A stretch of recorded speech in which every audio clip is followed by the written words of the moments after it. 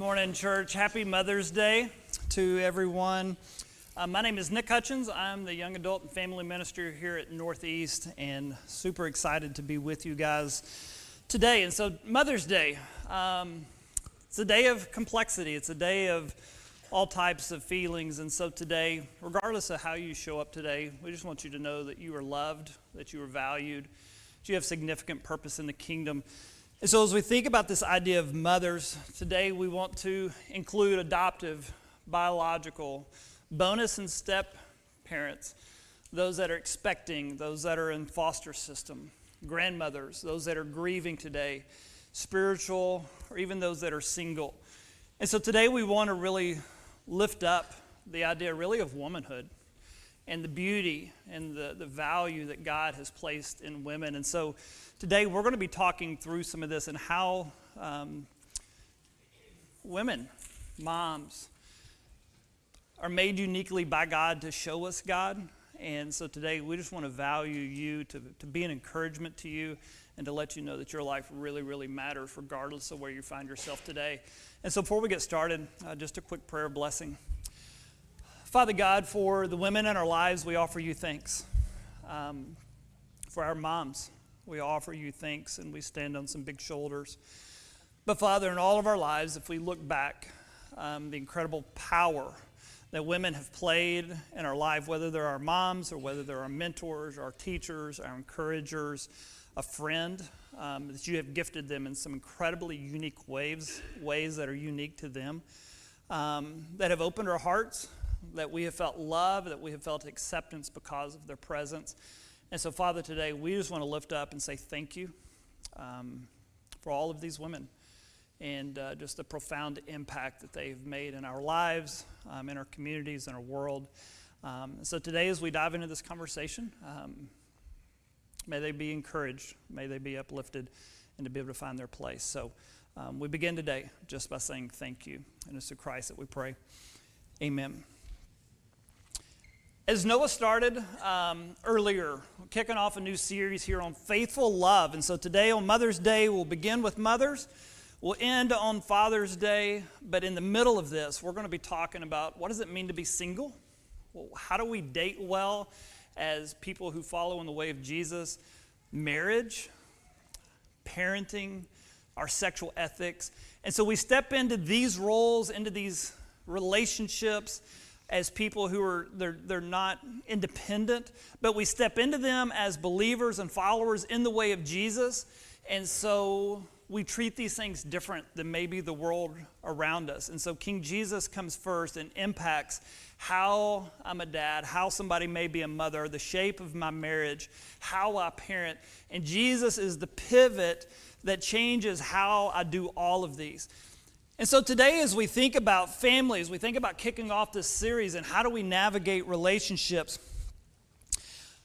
One of the things I want us to zoom in on today is, because it's Mother's Day, I want us to zoom in on this idea of family of origin and mom. Because if we're honest, if we think about where we are now, the radical implications that family has had on us, good or bad. But our moms and our dads and our marriages and our friends and our relationships and who we choose to be with when we're single and how we chose to date when we were single, the implications that happen in this space and in these relationships is profound. One thing I always said when I was in student ministry is, tell me who you're going to spend the next 5 years of your time with. Who are those 5 people? Introduce them to me and I will tell you who you will become. Because the people around us have power. And so today, we're going to be honest, our families aren't perfect. Our marriages aren't perfect. As a dad, I'm not perfect. My wife is not perfect. None of this is perfect, and yet it's shaping us all at the same time. And so I want us to begin with this idea that as we think about formation, as we think about the impact in our life, that God does some of his deepest work, not in the big moment, but in the ordinary, unseen spaces of family.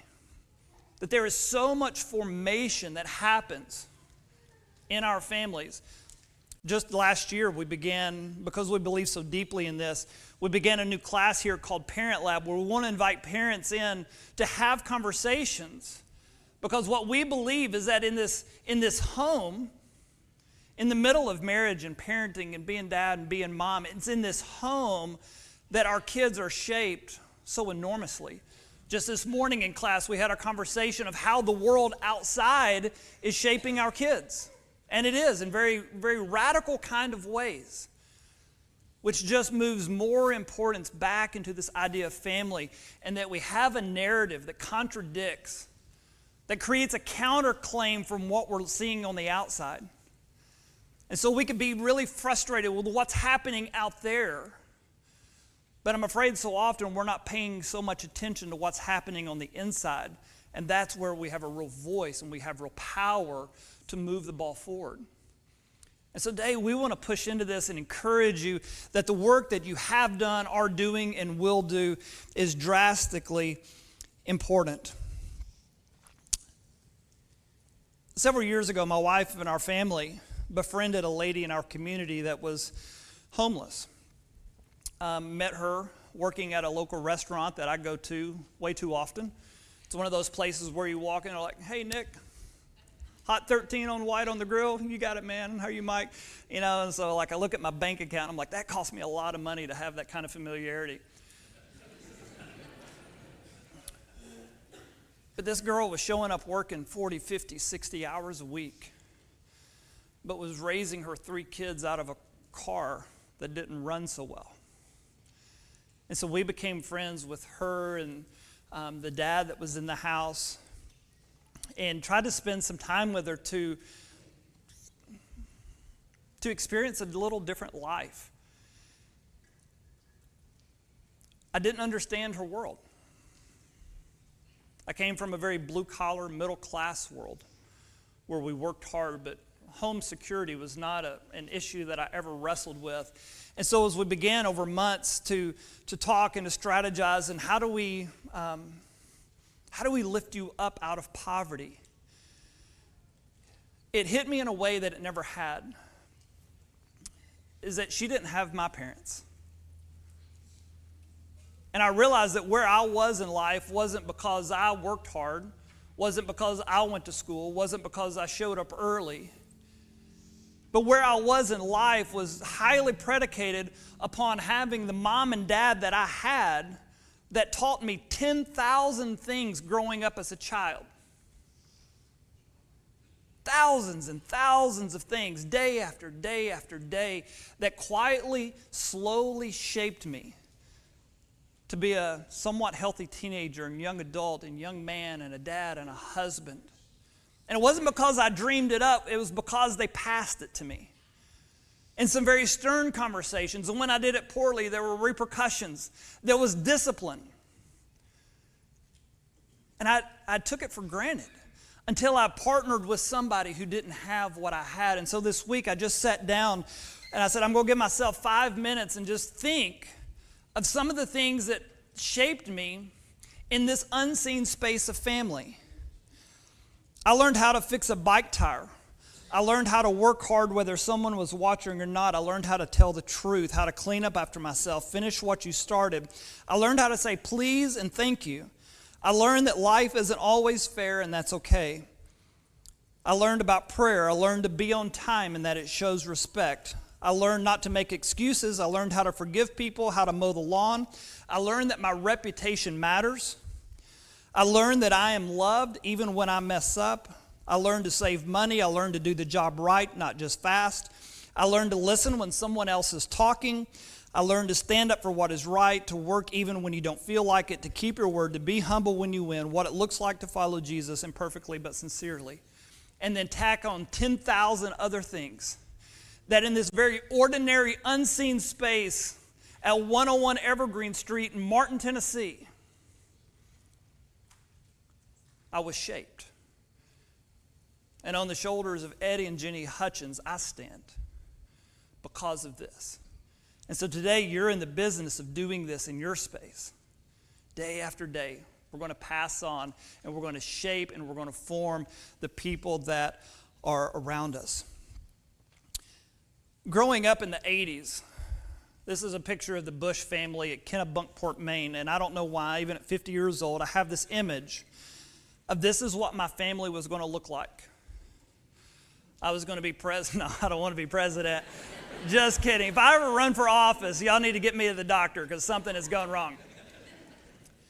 But I pictured this big family, kids and grandkids on the ocean front, big, nice house. I remember in my mind there were always golden retrievers running around. It looked like the Bush's life was idyllic. And I grew up thinking this, when I get older, this is what my family is going to look like. But this morning I want to be honest with you, is that family can be complicated. My family is complicated. And so in this private, unseen, ordinary space that God does his best work is also one of the places that creates the most angst, the most difficulty, the most suffering. And yet it's a place that he does his work. You see, my family is complicated, and yours is too. I watch the Bushes, I watch families at church, and from across the room you look and you think, if I just had their family. Because we sort of get cleaned up and we sort of look our best and we have our best manners and we don't air out all of our trash here at church. And we come in and we sort of look like we have it together. But I remember one night where I used to work, I was standing in the back of a service and there was a family on the end of the back row whose life was incredibly difficult because of some medical needs of a child. And I just felt empathy. And I thought, man, what would it look like to live with that difficulty? And then I look at the family next to them, and I thought, oh, their son is wrestled with addiction from 19 on. And I look at the next family, and I go through 3 rows of people before I find a family that there's not something that I know about them that's complicated. And the only reason is because I just didn't know there's something complicated in there. And so today we show up with families that wrestle with sickness. We wrestle with deaths that are not timely. We're wrestling with mental health and divorce and addiction and money. And that is a story of our families, and yet it's a place that God seems to work. And so today, if we can just sort of lower the stigma, you're good. You have work to do. In light of the difficulty, there's still beauty. There's still learning to happen. There's still shaping. There's still formation. Yes, we want to strive to be as healthy and as non-complicated as we can be. But life's just complicated. We don't get to choose all of our cards that we hold. And so today, how do we move in and do good work? And today, as we zoom in on moms, I want to sort of undergird our series with this, is that before we understand theology, we experience it through the tender, fierce, and faithful love of a mother. As women, you are made in the image of God. As we look at you, you ought to reflect who God is. And that as a mother, before our kids can hold a Bible, before they can say the word exegesis, before they memorize the books of the New Testament, from day one, in the presence of a mom, they're getting a glimpse of the goodness and the holiness and the kindness of our Creator. You are an image bearer. You are a reflection of a holy God. And so the work that you do as a mom is mundane, and it's dirty, and it's exhausting, and it's emotional. But at the top of the list, day after day after day, you get to show your children a picture of who God is. I think back in my life, and I have an incredible mom. Not a perfect mom, but an incredible mom. And I think of the women in my world, of Susan Carter, of Jenny Jones, of Bessie Harmon, a quiet widow who sat in the back. And every time I did anything that looked somewhat successful, 3 days later, here comes a card just full of blessing. Dolores Lawson, Lori Vanderpool, who taught me how to serve like Jesus. And I could list dozens and dozens and dozens of women including my mom, who have formed me and taught me and shown me clearly what God is like. And for that, I give thanks. And so today I want to be honest about that. If you ever go to a hotel and there's a knock at the door, and then you have this little peek hole, you have to get right up to it, and you sort of have to squint, and everything on the other side is distorted. I think that's the best we can do as moms and dads, is that there's no expectation that you're going to be exact replication of who God is. But if we got up and we looked close and we squinted, that we could see a silhouette, that we could see an image, that we could make it out.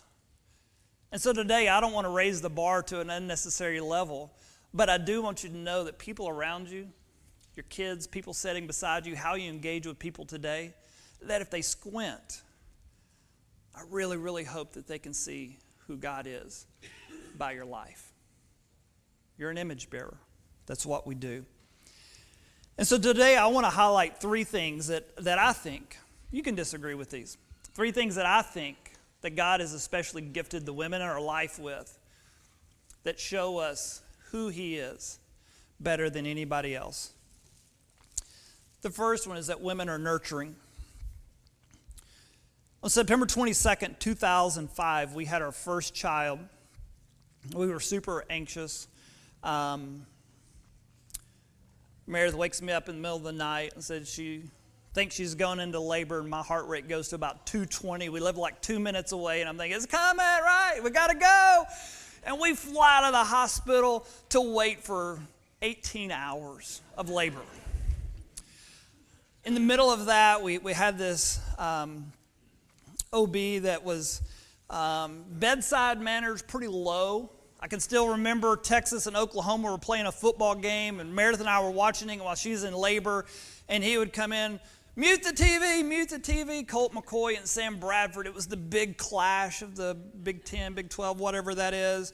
And I was like, lady's having a kid. Like, quit worrying about the ball game.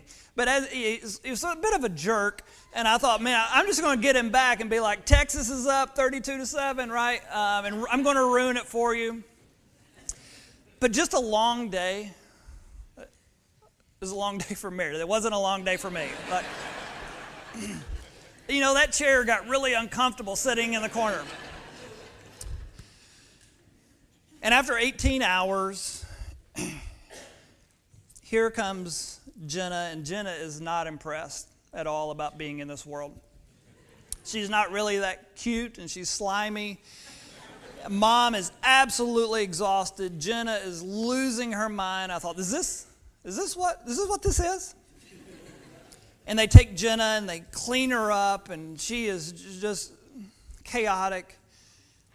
And I saw God in a moment as that doctor took Jenna and laid her on Meredith's bare chest. And she quit crying. She was safe. That God had wired her to know that this woman, this voice that I have listened to for 9 months, this heartbeat that I have felt, away from Mom, we're having a tough time, but then to take that little naked child and lay it on her mom's chest, and the wailing becomes a whimper, and you can just sort of see her nestle in. I didn't have that with my kids until I was 12, until they were 12. I am not the nurturer in our home. God didn't gift me to be. He gifted Mom. And as women, this is something you have. This is something God has poured into you to be a nurturer. The passage that we read this morning from Hosea 11, as God talks about his relationship with Israel, this child, he calls it, this group of people, God portrays himself almost of that of a mom. I loved him. I called him. I taught him to walk. I took him by the hand. I healed him. I put a Band-Aid on him. I led him. I bent down to him. I fed him. And so if we were to take Hosea 11 off and I just put this list up here, you would say, that's a mom. That's what moms do. That's what moms excel at. but it's a passage about God. And so in those nurturing moments, we have an opportunity to introduce people to the creator of the universe that says, I'm just like that. When life is chaotic, when life is uncertain, I will nurture. I will be gentle. I will be kind. I won't run away from you. I will bend down to you.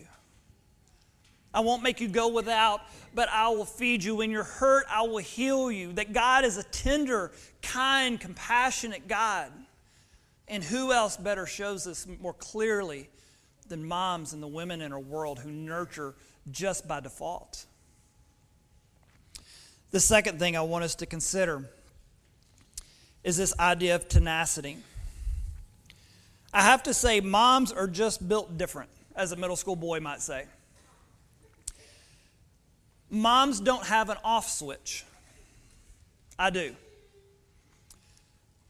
I watch Meredith as she raises our kids, and I'll be honest, if you put me on a pickleball court, within about 30 minutes, I forget that I even have children. If somebody were to say, hey, Nick, you got kids? Hang on. Yeah, I have two. I have a 20-year-old, 16-year-old. Here's their details. But right, I'm a one-track kind of guy. Moms aren't. Meredith and I could be in the middle of planning our annual budget. And she'd say, oh, by the way, let me switch gears. We need to order books for the girls' school. I'm like, that was nowhere. We're doing budget. Like, this is what we're doing right now. Why are you thinking about this? And moms just can't turn it off. Over the past several years, there's been some language that has come up in our world. We talked about one this morning. Anybody heard of helicopter mom? Anybody heard of tiger mom? Snowplow mom? This is the shadow side of tenacity.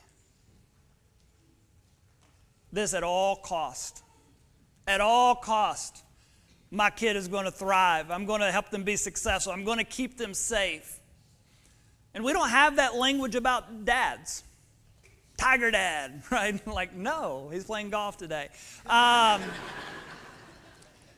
Right? So this language that comes up is rooted in this tenacity that moms just have.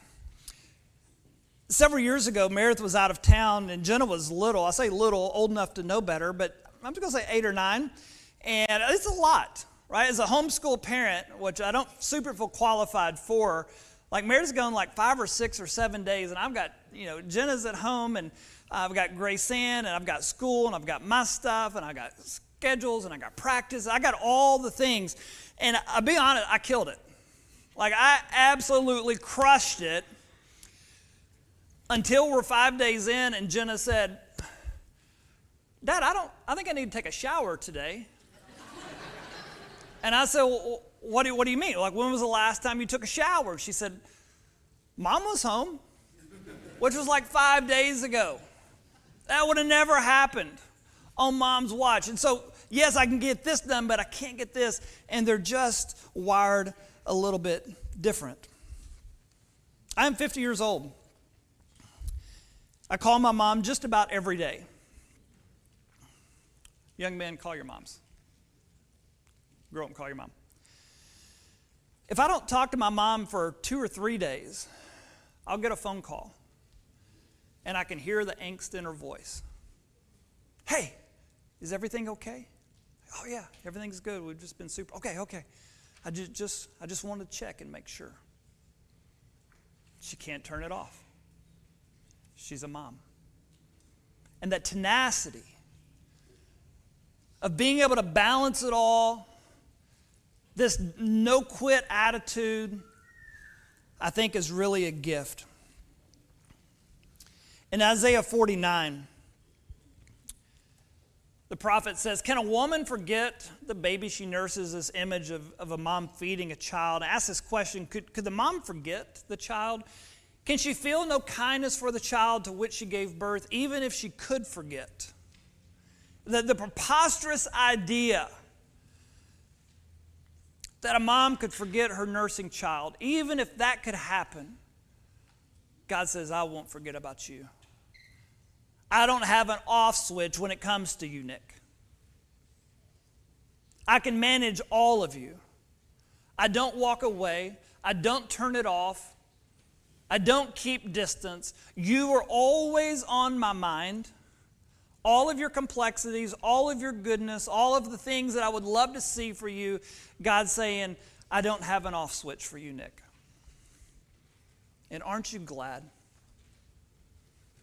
But yet in moms, this tenacity, this no-quit spirit, that when it's lived to its fullest, to its ideal, points us to a God who says, yeah, I just don't quit on you. I stay in the game. And the last thing I want us to think about is this idea of long suffering. This idea of enduring difficulty and frustration for a long time. Enduring difficulty and frustration for a long time without giving up, retaliating, or walking away. I remember the day in our nursery. Jenna was, little. And I got so tired of pulling that wet noodle of an arm through her onesie, putting her to bed. Like, you got to go in the wrong way and grab this arm and pull it out. And I can remember vividly thinking, okay, I got this. I can do this. And that little turkey took that arm and went out the sleeve hole. And I thought, we're done. We are done with parenting. This is it. I have reached the pinnacle. She can push both arms through the onesie. We have arrived. But we spend a lot of time waiting, suffering, waiting patiently, season after season. And as we think about when it comes to raising children, I was thinking as we think about early, we spend time waiting for them to sleep through the night. We spend time waiting for them to stop crying on every car ride, every walk. We wait for them to be potty trained. We wait for them to learn how to share. In elementary school, we wait for them to read. We wait for them to tell the truth. We wait for them to be responsible. We wait for them to clean their room.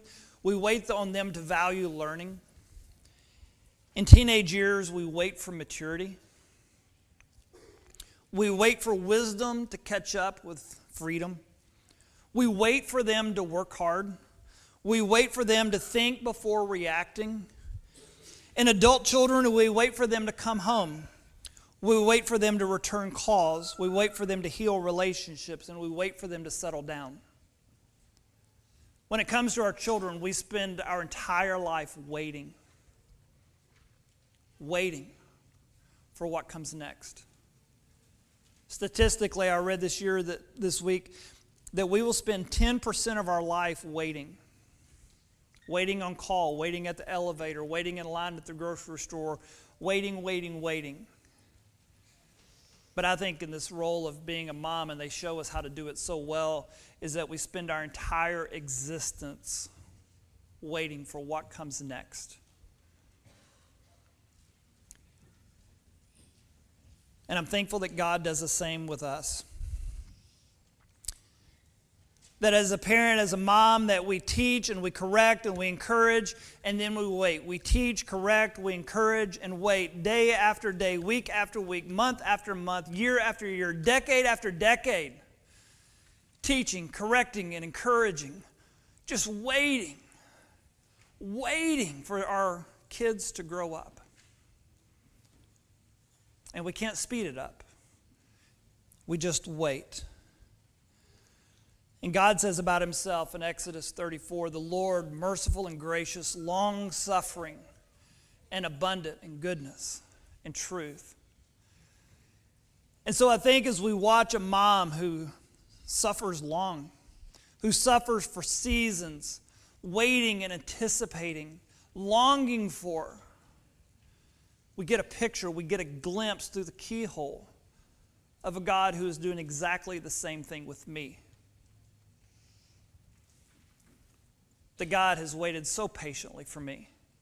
to have wisdom with freedom. God has waited so patiently for me to learn how to pray. God has waited so patiently with me for me to grow up. In every component of my life that God has walked with me, beside me, He has suffered a long season with Nick Hutchens, waiting for me to be what He envisioned me to be. And I'm not there. He is still waiting on me to see who I will become with the Spirit that's regenerating inside of me. And so we come and we worship a God who does that with us, and yet very often in the midst of this church, in the midst of our homes, we have a glimpse from a mom, from a woman in our world who knows what that looks like and how they live that out.